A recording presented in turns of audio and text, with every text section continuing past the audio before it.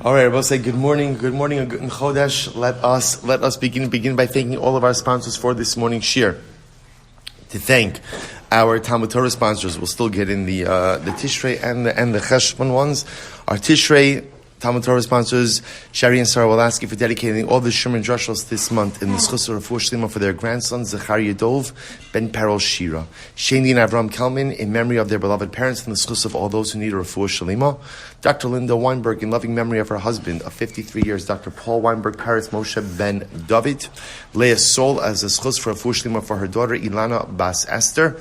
Our week of learning sponsors, Joel Hosner, in thanks and gratitude to the holy soldiers of the IDF, and they should be Zecharya Dov to be successful in all of their endeavors. Our day of learning sponsors, Rabiel Amirian, in memory of Dr. Nilli Ester bas Malek, on the occasion of her yahrzeit today. Our Daf Yomi sponsors, have listened to the sponsorship. David and Malke Kramer, in memory of Mikhael, Misha, who was the sole survivor from his family at the Babi Yar massacre. He always lived his life as a proud Jew and loved living within the Baltimore Jewish community during his last decade of life. Incredible. And Leah Sol and his family in Nechama. We also thank Jeremy Lassen and Zevi Daniel for dedicating the shir today in honor of Yoni Frager's 40th birthday. Mazel tov. There's a gift table set up in back. Yoni, mazel tov. First of all, I don't know if we already gave Yoni an official welcome to the shir. That's the first thing. So it's such a zechus, Baruch Hashem, to have Yoni with us every single morning. Yoni, Mir Hashem, should be a beautiful year filled with mazel, with growth, with simcha, aliyah, ad mea ve'arsim shanim tovos. Mazel tov, mazel tov. It's good to have friends who embarrass you with things like this. Baruch Hashem. All right, I will say with that, let us begin. Of course, it goes without saying, it doesn't go as we have to say it, that we dedicate our learning in the zechus of our holy soldiers of the IDF who are mamish, fighting not just for Eretz Yisrael, but fighting for all of Klal Yisrael, wherever they may be. Chodesh Baruch Hu should allow them to be successful in their missions. Chodesh Baruch Hu should allow them to come back to their families safely. We dedicate learning the zechus of our brothers and sisters in Eretz Yisrael. Chodesh Baruch Hu should just give them the strength, the fortitude, the hope, and the optimism to weather this difficult chapter in Halavai. We should be Zecharya Hashem, that our army, with the assistance of the Ribono Shel Olam, should be successful in all of its endeavors of crushing evil. And Halavai, usher in for our people a period of shalom. But say with that, let us begin. Today's daf is Samech Gimel 63. We have a lot to do today, Baruch Hashem. So we are picking up on the bottom of Samech Beis Amud Beis. Amar Abaye. But say 4 lines up from the bottom. Amar Abaye. Rabbi Eliezer, Ben Yaakov, Rabbi Meir, Kulu Sirlu, Adam Makne Davar Shelo Bali Olam. So remember again, this was yesterday's sugya about the ability to, literally makne means to convey ownership of, but it really means to affect transactional realities. What can you affect the transactional reality with something that is not yet in existence? Now, if you remember again also, even when it comes to what we call a davar shel b'olam, something that's not in existence, there are varying degrees of that, right? There are certain things that may exist in some form, but not in their full form, and then there are other things that don't exist at all. But the point the Gemara is making over here is Abaye says that all of these Rabbanim, Rabbi Eliezer ben Yaakov, Rabbi Meir, all of them hold that a person could affect transactional realities with something that has not yet come into the world. A davar shel b'ali olam. So Rabbi Eliezer ben Yaakov hadamar. So what's Rabbi Eliezer ben Yaakov we had in yesterday's daf? That was the truma case. That was the ability to go ahead and affect truma realities, even with crops that had not yet reached the particular threshold of truma itself. Fine. So the Gemara says, Rabbi, what does Rabbi say? The Sanya, top of Samech Gimel. It was actually a fascinating Gemara. Lo saskir eved el adonov. I will say, now the truth is, the pashup shot of this pasuk, if you look at Rashi, lo saskir, ashar lebezdin, shelo yaskiru lebalov lishtabid bo. So I will say, so this is the interesting halacha, that ultimately, again, if an eved runs away, so the bezdin is not supposed to return him to his master. Now it's a bit more complicated than that, but that's the basic pasuk. So Rebbe says, no, what's the case? Rebbe Omer, belokeach eved almanas l'shachrero hakosov medaber. Pasuk is actually talking about someone who purchases an eved on the condition to emancipate him. So I purchased the Eved with the condition to emancipate him. So then essentially what the Torah is saying is, don't renege on the condition. You have to emancipate him. So Mar says, Hey Chidami, what exactly is that case? Look at Rashi just a moment. Actually, no, let's go right there. So, Hey Chidami, what's the case? Amar Nachman Bar Yitzchak, Kigon, the Kosovle. Suppose here's the example. The master is purchasing the Eved, and he says, he writes,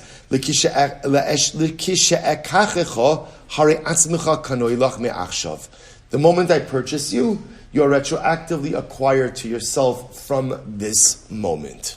So I'll say, so that's the case over here. So why are we bringing this down over here? But if you think about it, this is affecting transactional reality with the davar shelo bali olam. So you say, what's happening over here? The master is making an agreement with the Eved that when he purchases him, he will ultimately, again, be emancipated retroactively. Now, I will say, when they're making that transaction, does the master own the Eved? No. So essentially what he's doing is he's transacting with something that doesn't yet exist. So that's called makne davar shelo bali olam. So therefore, this is the case of Rebbe. So therefore, you see from here that Rebbe holds that you can makne with davar shelo bali olam. Next, Rebbe Meir. What's Rebbe Meir's case? The Sina will say a very interesting case. Ha'omer le'isha, we have this. Hariat nikudeshasli, la'achar she'es gayer, la'achar she'tisgairi. Right, the man says to him, and Reuven says to Rachel, right, let's say again, Reuven's not Jewish. I will call him Reuben. Right. So Reuben is not yet Reuven. So what happens? He says to Rachel, I'm in the process of my conversion. When I go ahead and I convert, ultimately again, you're Mikudeshes to me. Or vice versa, right? Rachel is still Rachel. Right? So he says, when you become a Giores, ultimately again, I'll be Mekadesh you. La'achar sheshtachar la'achar sheshtachrari. Or one of them is an Evet Kinani. One of them is Evet Kinani. So he says, when I become emancipated, I want to marry you. When you become emancipated, I want you to marry me. Right? The Gemara says, La'achar shemos ba'alech. La'achar shetamos achoseich. So we'll say, so again, interesting cases over here, right? So Reuven says to Rachel, at this point Rachel's married to someone else. So right, Reuven says to Rachel, when your husband dies, I want you to become Mikudeshes to me. Or Reuven's married to Rachel's sister, and he says, when your sister dies, I want you to become Mikudeshes to me.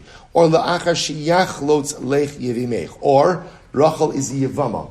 Right? Rachel's waiting Yevama. She's waiting for Yibum. So Reuven says, after your brother-in-law does chalitza with you, I want you to become Mikudeshes to me. Eina Mikudeshes. So what says the Mishnah Paskin? None of these cases work. However, Rebbe Omer Mikudeshes. Rebbe says it works. Now, I will say, why does Rebbe say it works? Why? Because Rebbe holds that you could be makne a davar shelo bali olam, that you could affect transactional reality with something that does not yet exist. So, I will say, so just to plug this in, let's take without taking the case of your husband dying or your sister dying, which are a bit more interesting. Just a simple case, right? Reuven's not Jewish. Reuben is not Jewish. So Reuben says to Rachel, after I convert, I want to be Mekadesh, right? So Shabbos says, just understand what's happening over here. He wants to create Kiddushin, a mechanism of Kiddushin, which will be Chal at a later time. But the problem is, right now, he's incapable of affecting that Kiddushin. So he wants to say, I want to be Mekadesh. I want to create a halachic mechanism now, so that when I convert, we are married. So Rebbe says, it works. Rabbi Nabas, and obviously when he says it works, when does it work? When the conversion happens, right? But the point of Nabas is that when Reuven converts, he does not need to do another act of Kiddushin. That's the whole chab. In other words, the Kiddushin, ultimately, the mechanism that he put into place while he was still a non-Jew, essentially it's a delayed chalos. That's really what it is, just to be clear. Obviously the Kiddushin that Reuben gives Rachel is not going to work because he's not Jewish. But the idea is, it's a delayed reaction, right? So he could give her the kesef kiddushin now, and ultimately, again, it will take effect later on. That's what it means. I will say, obviously, we don't paskin this way by the cases of Kiddushin, right? We paskin that, again, Kiddushin has to have the reality or the ability to be chal now. So someone who's not Jewish, even if he's in the process of conversion, could not put into place a Kiddushin that would take effect at a later date. No different than any of these other cases, right? A woman's married to another man. When your husband dies, right, to become a Gudeshes to me, right? Reuven's married to Rachel's sister. When your sister dies, you can't do that. You can't do that. But Rebbe's saying you can. Rabbi's saying, okay, what does that show you? That Rabbi holds that you could be makne a davar shelo ba the olam. Good. The Gemara says Rabbi Yochanan Sandler says. Actually, there's more people in this mix over here. Shemir says mikudesh. Rabbi Yochanan Sandler Omer in mikudeshes. Rabbi Yochanan Sandler says it doesn't work. Rabbi Huda Nasi Omer mikudeshes. Umatam Omru Eino mikudeshes. Shabbos says Rabbi Huda Nasi says mikudeshes. Shabbos listen to this, and Rabbi Huda Nasi says, but yet in practice, we don't allow a Kiddushin like this. Shabbos says, so I just want to point out what's happening over here. You have machlokes, right? Reuben says to Rachel, "Hariat mikudeshes li l'cheshes gayer." When I convert, I want you to become mikudeshes to me. Shabbos says, so essentially you have machlokes over here. Rebbe says it works because Adam makne davar shelo bali olam. Everyone else says it doesn't work. Rabbi Huda Nasi has an interesting position. Rabbi Huda Nasi says it works, but we don't do it. Why don't we do it? Mishum eva. Because Rabbi say it could cause animosity, right? Which case is he referring to over here? Right? What could cause animosity? Become mikudeshes to me when your husband dies, right? Or I'll become mikudeshes to me when your sister dies. So Rabbi say it could cause it, right? You think, right? Yeah, it might cause a tad of animosity, right? So therefore, again, interesting. Rabbi Huda kind of has like a hybrid position where essentially he says, Rabbi, I agree with you that Adam makne davar shelo bali olam. A person could affect transactional realities with things that do not yet exist, but lamaisa don't do it because it creates an unhealthy dynamic in your current reality. The Gemara said, well, 1 second. V'nachshov nami Rabbi Huda Nasi. Shabbos says, so 1 second. Remember, how did we get into this? Abaye was going through the list of Rabbanim who hold Adam makne davar shelo bali olam, that a person could affect a transactional reality with something that does not yet exist. So who did he quote? Who's in this list? Rabbi Elazar ben Yaakov, that was a Truma case. Rebbe, that's what we just quoted over here, ultimately again by an Eved, and Rabbi Meir, we didn't get to Rabbi Meir yet, and Rabbi again, right? So what? Rabbi Meir is this case over here of Davar Shelo Bali Olam. But why don't we include Rabbi Huda Nasi in that list? Because Rabbi Huda Nasi also said that Allah Chalamayse, she's mikudeshes in this case, which is a Davar Shelo Bali Olam, to which the Gemara says, Hainu Rabbi Huda Nasi.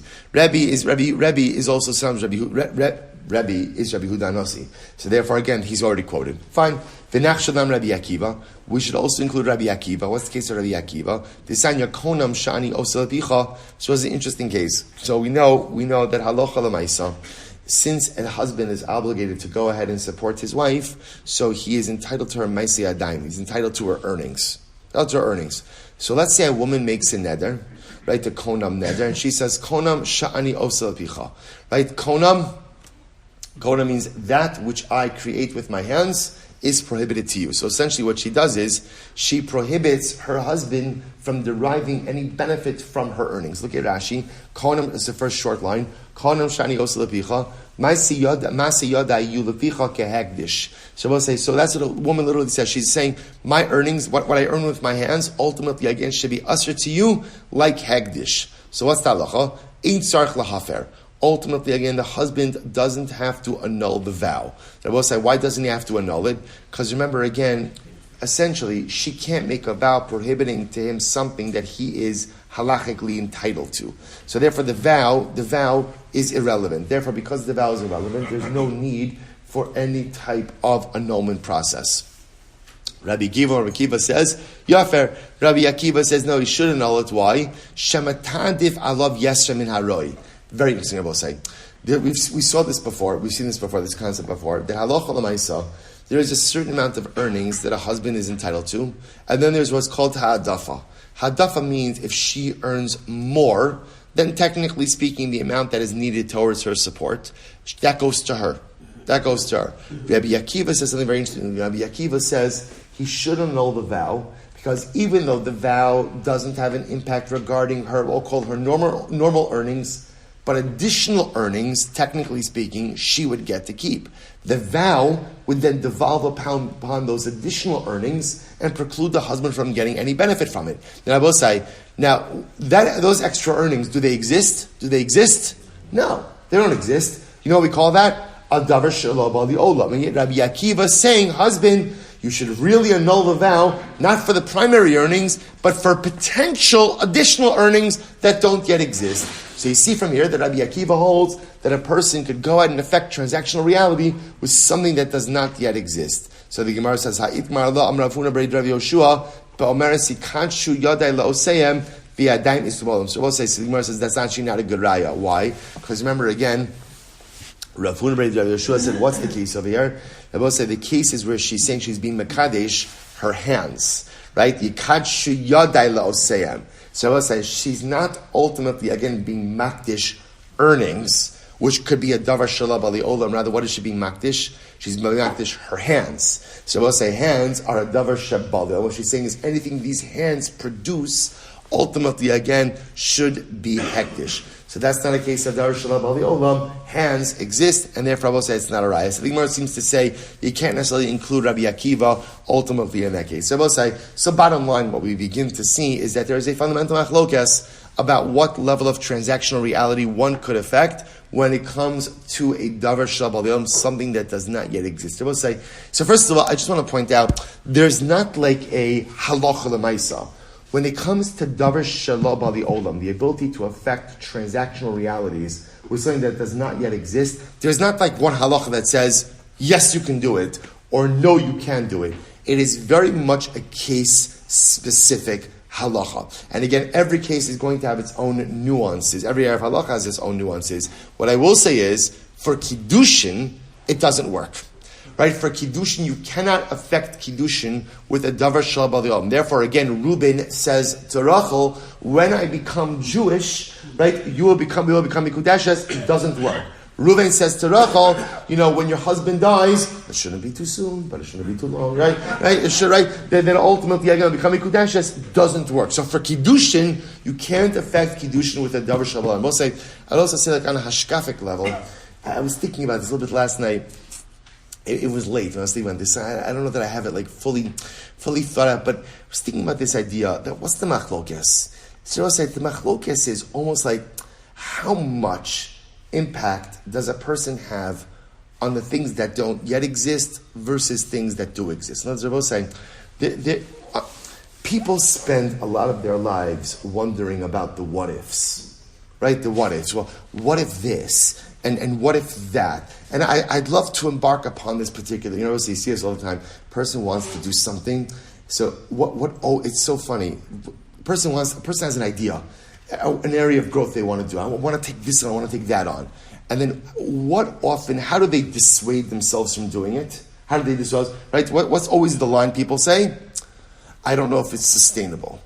I don't know if it's sustainable, right? I'd love to take this on, but I don't know if I could commit. I don't know if it's sustainable.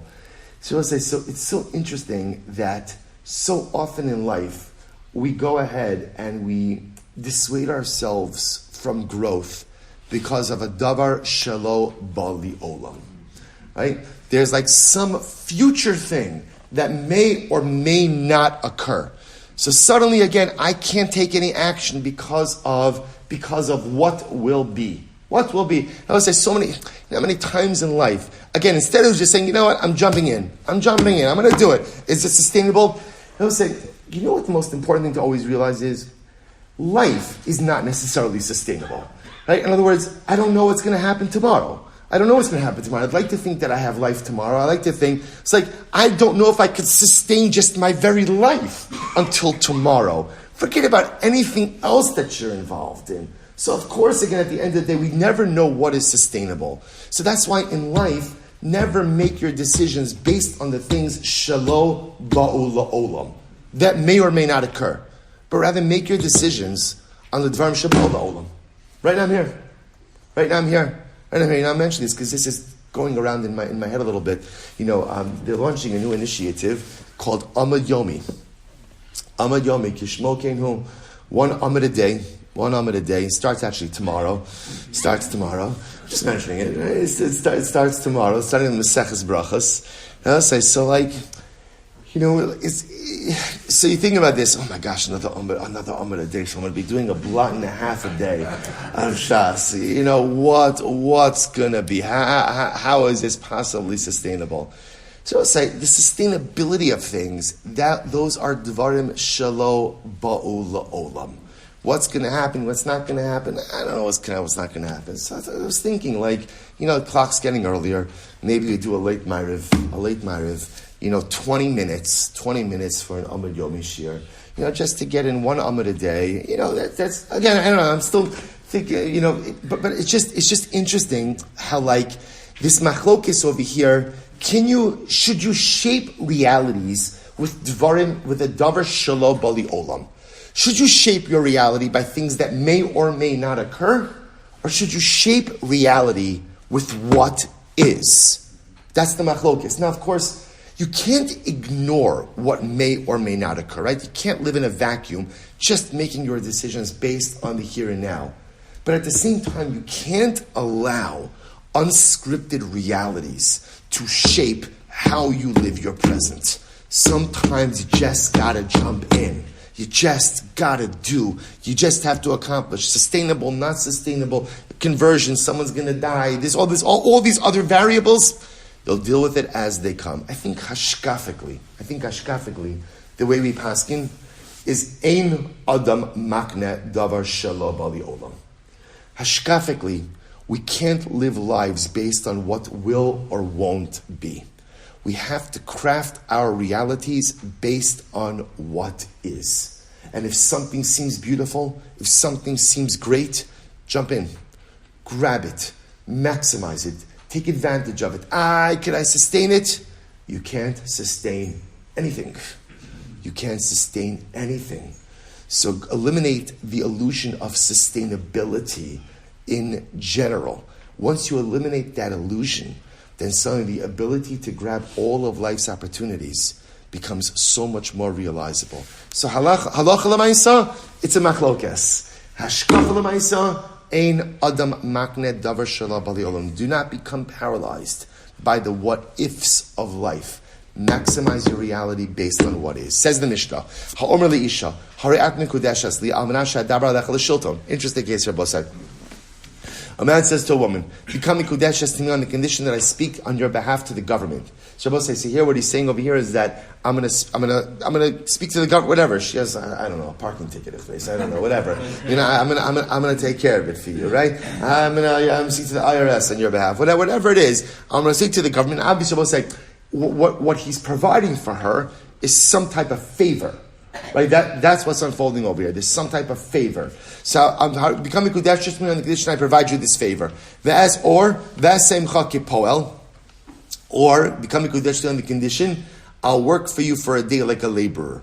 Right? So I will say, so again, little did he realize that that's what happens, right? Right? So he thinks he's doing, look at me, I'm doing this. Little did he realize, that's marriage, right? So again, Lamaisa, he says, so in both of these cases, what he's doing over here is he's providing a service. And the service has a value. So what's the halacha? If he speaks on her behalf to the government, or or he works for her, like a laborer, mikudeshes. So I was say, pretty straightforward Mishnah. If he fulfills the Tanai, then she's mikudeshes. Ve'im lav, and if he doesn't fulfill the Tanai, in mikudeshes, she's not mikudeshes. Fine, that's it. And I will say, here's the wrinkle. This is fascinating. I'm Reish Lakish. I will say, this is where it gets fascinating. Reish Lakish says, V'hu shenasan lo shave pruta. Wow. Reish Lakish says, I will say, what's the case of the Mishnah? The case of the Mishnah is where he gave her a pruta. So what he's saying to her is he's giving her an item of value, right? And he says, but he's adding on a condition. So in other words, he's giving her a pruta and adding on a condition. So the Gemara says, really? That's not really how the Mishnah reads, right? The Mishnah would seem to read that what he's being mekadesh, or what I will say is with what? Is the value of the service being offered. But Tanya we learn, we'll say, here's the problem, the Gemara says. Shabbos said the problem is. Let's read the brayso. B'schar shehekafticha ala chamar, shoshivticha bekaron, o b'sfina mikudesh. Shabbos, listen to this. Let's say Ruvain provided Rachel with transportation, right? He provided her with donkey transportation, carriage transportation, boat transportation. After the transportation has been provided, he says to her, "Become mikudeshes to me with the value of the service I gave you." So what's the halacha? Ema mikudeshes. Rabbi said, now why not? Why not? Because the service has already been offered. she owes him money. Essentially, if he goes ahead and is mekadesh her with that service, then he's effectively being mekadesh her with what? A halva, a loan.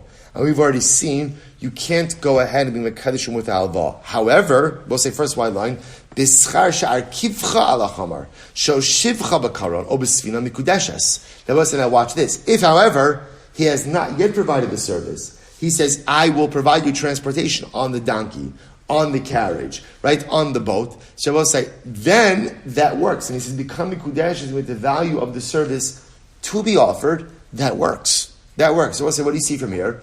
You see from here that you can be mekadesh a woman with the future value of a service to be offered. If that's the case, then when the Mishnah says, become mikudeshes to me, on the condition I speak to the government on your behalf, or I work for you as a laborer, so that value should be enough to affect Kiddushin. So why does Reish Lakish have to set it up as a case where he also gave her a pruta? To which one says,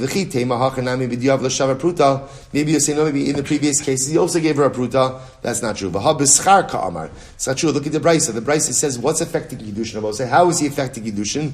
With the schar, with the value of this service itself. Furthermore, we learned, listen to this, Shev imi b'tzav, savek hadishlecha. Right? Rachel says to Ruvain, be my companion. In other words, literally sit with me, spend time with me, and the value that I would have had to pay someone, right, to escort me to wherever, right, I agree to become mikudeshes to you with that value. Schok lefanai, make me laugh, right, and the value that I would have paid someone to make me laugh, I'll become mikadesh to you. Rekod lefanai, dance in front of me, right? Entertain me, right? And asa kedimus, or build something for me. So the Gemara says, shamin, we evaluate it. Im yesh bo shavar pruta mikudeshes. If the value of the service provided is worth a pruta, then ultimately again she's mikudeshes. Vim lav ain't mikudeshes. So I will say once again, what do you see from here? You see from here that you can affect kiddushin through the value. And I will say now the one chap is you can only affect kiddushin for the value of a service to be provided, right? Not already provided, because any service already provided, the amount of money owed for that has the status of a loan, a halva, and as we've seen already, you can't be mekadesh an isha with a halva, with a loan. But again, for a service to be provided, as long as that service is at least worth a pruta, halacha l'maaseh, it works. To which the Gemara says, I maybe you'll say like Reish Lakish, maybe all of these cases he's still giving her a pruta. No. It's not true. The Bryce explicitly says that we evaluate the service. To which the Gemara says, you're right, tiyuf to the Reish Lakish. So we've effectively refuted Reish Lakish, and therefore in these cases, Rabbi say, there is no pruta that's being given. How is Kiddushin being affected? With the value of the service. So as long as the service to be provided has at least the value of a pruta, then halacha l'maaseh Kiddushin is effective. Amar Rava, so the Gemara says as follows. Amar Rava, did I skip? Oh, I'm sorry. Good. So the two finish. Amar Reish Lakish, Hai Tana Bera Savar Einol Eschirus El Basof. Betana Didon Savar Yesh L'Eschirus Mitchil Levasof. So we'll say Reish Lakish reconciles like this. Reish Lakish has machlok between the Tana of the Brayse and Tana of the Mishnah. But so remember we had this machlokes.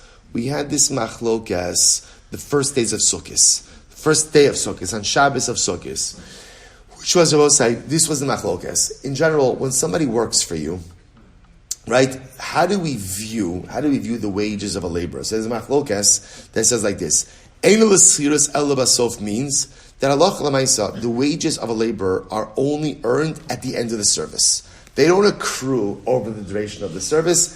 They only are earned at the end of the service. Versus Yeshna L'Eschirus Mitchila Basof means a laborer owns his wages at different stages of the service provided. So we'll say this actually, by the way, it's a major nafkamina in halacha. Which was, I remember when we first moved to Baltimore, our first house, we lived on Wallace, we had someone doing siding for us. It's Perel Shira, siding, and in the middle of the job, got stopped. He just stopped. He didn't show up one day. Okay. He didn't show up 2 days. Right? Then he said, stop. Cohen was like, what's going on? I was like, no, I'm not doing it anymore. I'm like, okay, not doing it anymore. He's like, but you owe me for the job. In other words, I agree, I'm not finishing the job, but, I did whatever it was, 50% of the job, I'm paying for the job.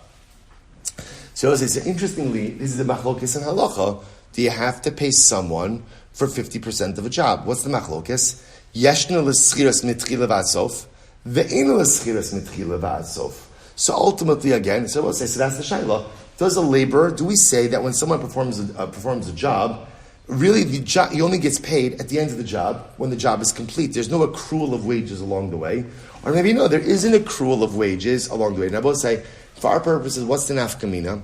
The nafkamina I will say is that if there's an accrual of wages, that essentially means I owe the worker wages at different points in time, and ultimately, again, there's a chov, there's a loan that's there. So the problem is, if you hold yeshna l'schiras mitchila v'ad sof, then you can't be mekadesh a woman with a service. Why? Because as the service is being performed, the wages are being accrued, and ultimately, again, now it has the form of a loan. So that ultimately, again, when you're mekadesh with the service, it's loan forgiveness.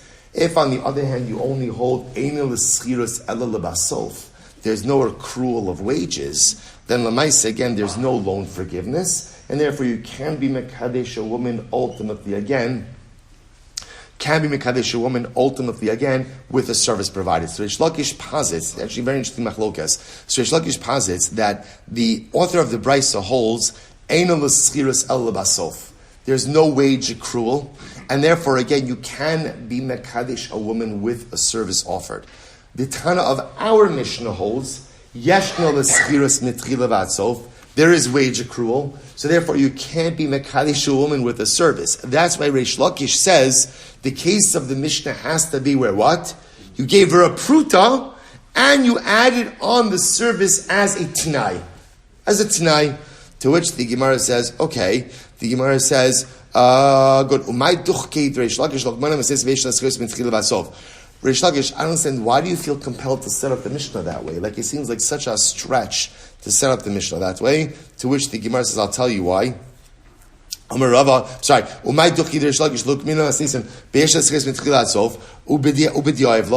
do you set up our Mishnah's, the Tana of our Mishnah, saying that there is wage accrual for services offered, and therefore again it must be a case of where he gave her a prut as well. Because Reish Lakish had difficulty with the way the Mishnah read. How does it read? My irya the tani al minas nisni bischar el shmamina call al minas heicha diyav lahu. So I'll say this is actually an interesting idea. Reish Lakish says, if the Mishnah was just talking about, let me say it differently. The Mishnah says, "Ha'omer le'isha hari'at mikudeshas li al minas sha'adaber alech al shilton." Right? Ve'asei machke poel. The Lashon of the Mishnah is become mikudeshas li on the condition that I speak to the government on your behalf, or on the condition that I work for you as a laborer. Why does it say on condition? Why doesn't it should say what? Bischar, for the value. For the value. Reish Lakish says the fact that it says al minas must be that what? He gave her a pruta, and he said the pruta that I gave you should be effective on the condition that I provide this service, which indicates that the Tana of our Mishnah holds that yeshna l'schiros mitchila v'ad sof, there's wage accrual, and because there's wage accrual, you cannot be mekadesh a woman with a service. So therefore, again, it must be that he gave her a pruta, and he said that's the key, that's the mechanism for Kiddushin, but that's only effective on the condition that I provide that service. Very interesting.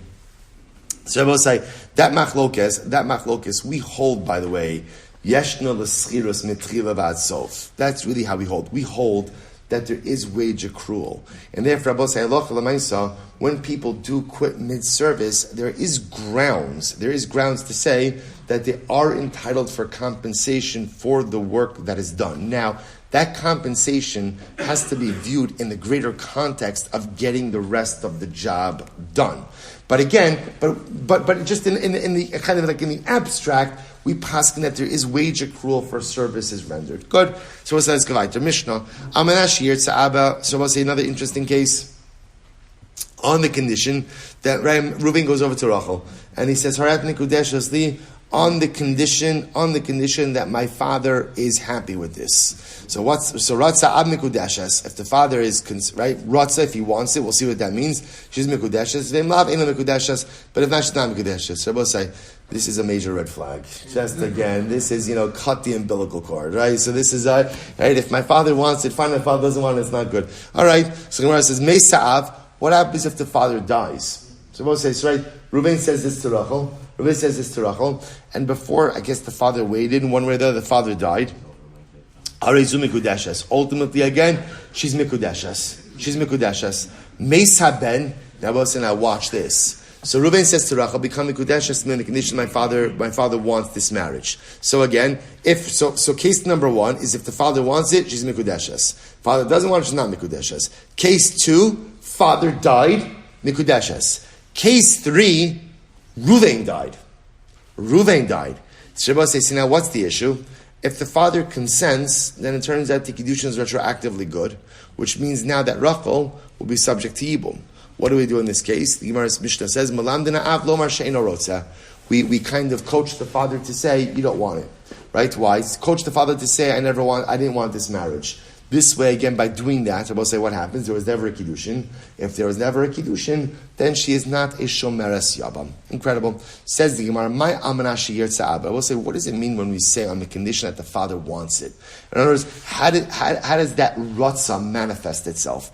Ilana Ada Amar Abba in, if it means that ultimately the father literally has to say, I consent to this marriage. Here's the problem. Even says, supposed to look at the middle case of the Mishnah.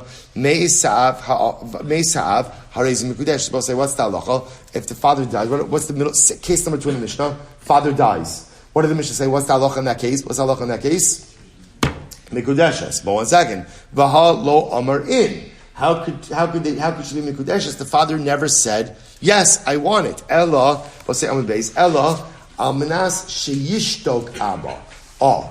We'll say what's almanas means. What does it mean? What does it mean? Ratzah. Ratzah means as long as my father doesn't object. Right? Hariat mikudeshas li almanas sheyirtza'aba means as long as my father doesn't object to this marriage. Here's the problem. Ema Sefer. We'll say look at the last case of the Mishnah. Meis habein. That's the case where Reuben dies. Melamdin esa'av lomar she'ino rotzah. We teach the father to say, I don't want this marriage. Sa'amai. Why does he have to say anything? V'hashasik. Right? Ultimately, again, as long as he's silent. Ela amar la almanas shelo yimcha abba. Rather, Rabbi say, what's the case over here? He says to her, we're married on the condition that my father doesn't object. Rabbi say, here's the problem. Reisha bechad taima, umitziasa v'seifa bechad taima. So Rabbi say, it turns out that at the end of the day, the first case of the Mishnah is working on one premise, and cases 2 and 3 of the Mishnah are working on a separate premise. Rabbi Yanai in Amrei Shlakish, Shmamina de Rabbi Yanai. What do you see from Rabbi Yanai? Dechakinon umokminan masnisin betrei taima, valiba dechatano velo mokminan betrei tanai ubechad taima. So what you see from here is as follows. We would rather maintain consistent authorship of a Mishnah, right?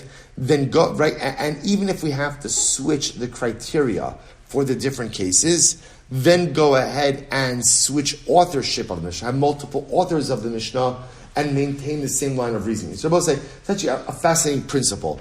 We would rather have to alternate reasoning between different cases in the Mishnah, but keep authorship the same, than have multiple authors and maintain same reasoning. So the Gemara says, Rabbi Yosef bar Amir, the Olam Chad Taimahu. That's not true. In reality, there's one logic here. We'll say, what's the one reason? Umay almanash yirtza'aba, almanash shelo yimcha abba mikan ba'ad shloshim yom. Shabbos, this is very interesting. Shabbos says, so comes along Rabbi Yosef bar Amir, he says as follows. He says essentially, the logic is like this. Reuven says to Rachel, become mikudeshes to me on the condition that my father does not object within 30 days. I saw you pop on over here. Doesn't object within 30 days. Shabbos says, so now watch this. This works for all of the cases, right? So in case number one, ultimately again, everybody's alive, Baruch Hashem. So what's the halacha? If father doesn't object within 30 days, then what? Kiddushin. Case number two, father died. They will say because he died, there's one thing he's not going to be doing, which is objecting. Right? So therefore, again, so marriage works as well. And in case number 3, in case number 3, that's where the Mishnah says, we teach the father to dafka object in order that what? In order, within 30 days, in order that there shouldn't be a marriage. So ultimately, that's halacha l'maisa. How? Who is this? This is how Rabbi Yosef ultimately again is setting it up, and this way the case is actually symmetrical through and through. Beautiful, beautiful, good. But say it's interesting. It's interesting that the. Yeah, okay, fine. So we'll leave it like that. More to say on that case, but let's go right there. So it says the Mishnah, Kidashti es biti, interesting case here. Right? Man says, we'll call him father. Father says, I was Mekadesh my daughter, ve'ini yodeh l'mi kidashtiha. And I don't remember who I was Mekadesh her to. Right? This is why do not marry off your children after Kiddush. Right? This is right. As I said, right? It was right. It was a lot of chevershaft. It was beautiful. Everybody was so happy. Right? I married off my daughter. I do not remember who I married her off to. Now watch this. So Prince Charming comes along and says, right, I'm the guy, right, it was me, right, so we'll say, Naaman, he's believed. Interesting. Okay, well, we're obviously going to qualify this a lot. Naaman. Ze omer ani kidashtiya, v'ze omer ani kidashtiya. I will say, so what happens? 2 guys come along, Reuven and Shimon both come along, and they say, I was one who was Mekadesh. Reuven says, I was Mekadesher. Shimon says, I was Mekadesher. What's the halacha? Shneim nosten get. We'll say, so in this case, both of them give her a get. Or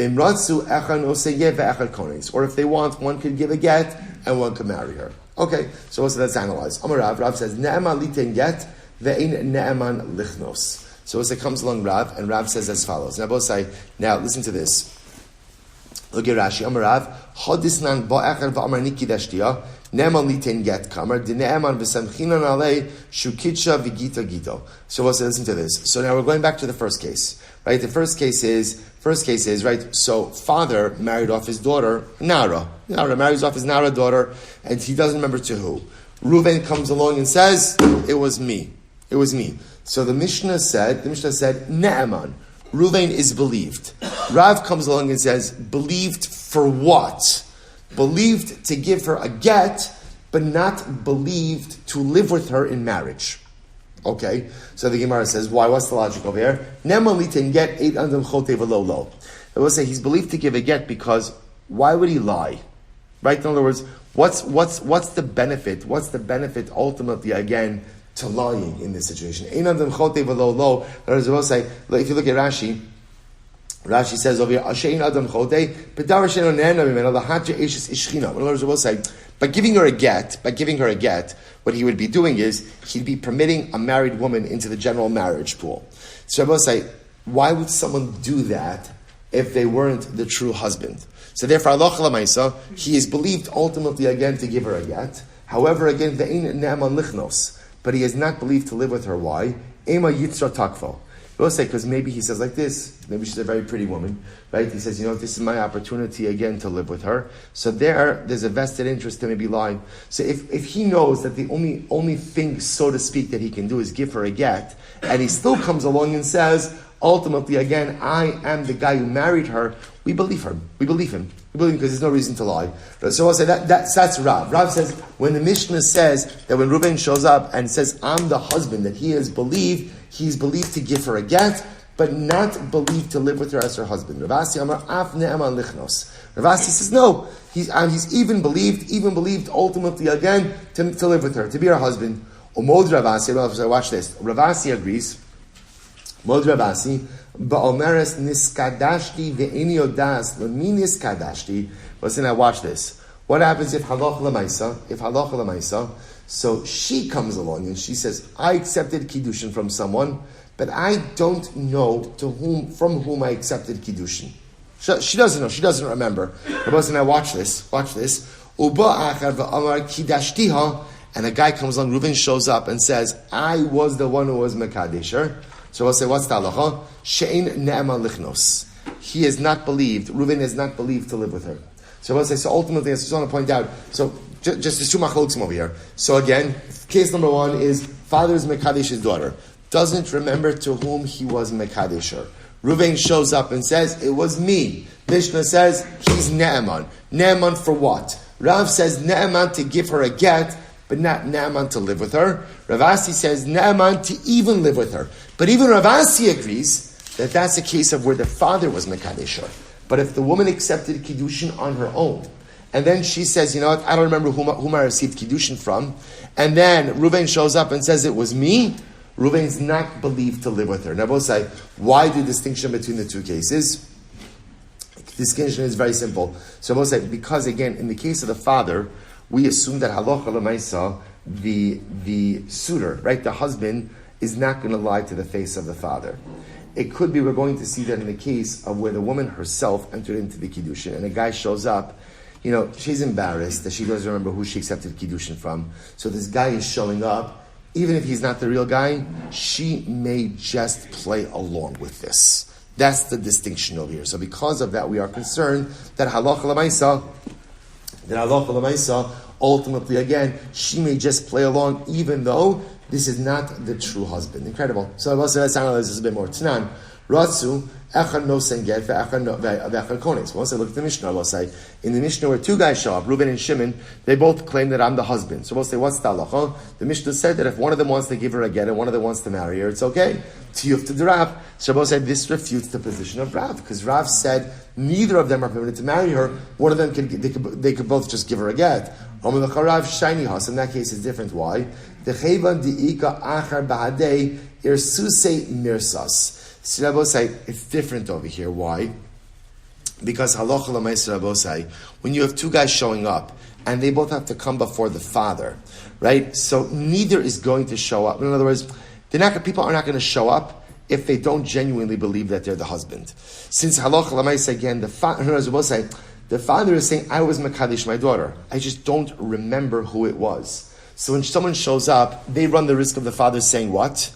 I know for sure it wasn't you.